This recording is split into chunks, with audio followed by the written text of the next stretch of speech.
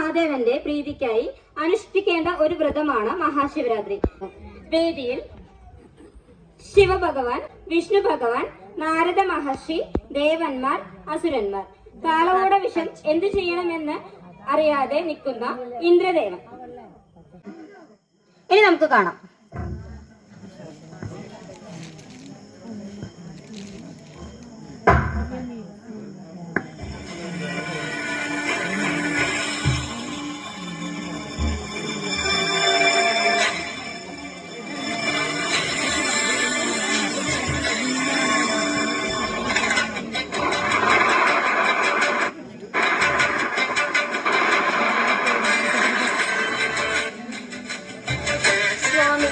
അങ്ങേ വിഷം സേവിച്ചുകൊണ്ട് പ്രപഞ്ചത്തിലേക്ക് ഇത് വ്യാപിക്കുന്നത് തടഞ്ഞിരിക്കുകയാണ്.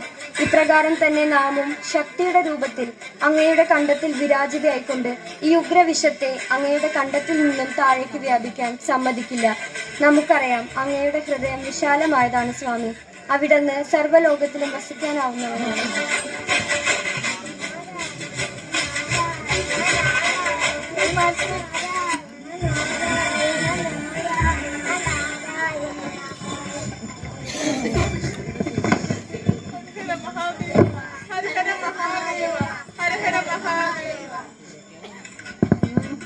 കാളകൂട വിഷം കഴിച്ച ആ ദിവസം പാർവതി ദേവിയും ദേവന്മാരും അസുരന്മാരും പ്രാർത്ഥനയോടെ ഇരുന്നുവെന്നും ആ ദിവസമാണ് നമ്മൾ മഹാശിവരാത്രിയായി ആഘോഷിക്കുന്നത്.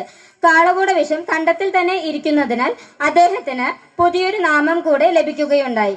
അതാണ് നീലകണ്ഠൻ. Thank you.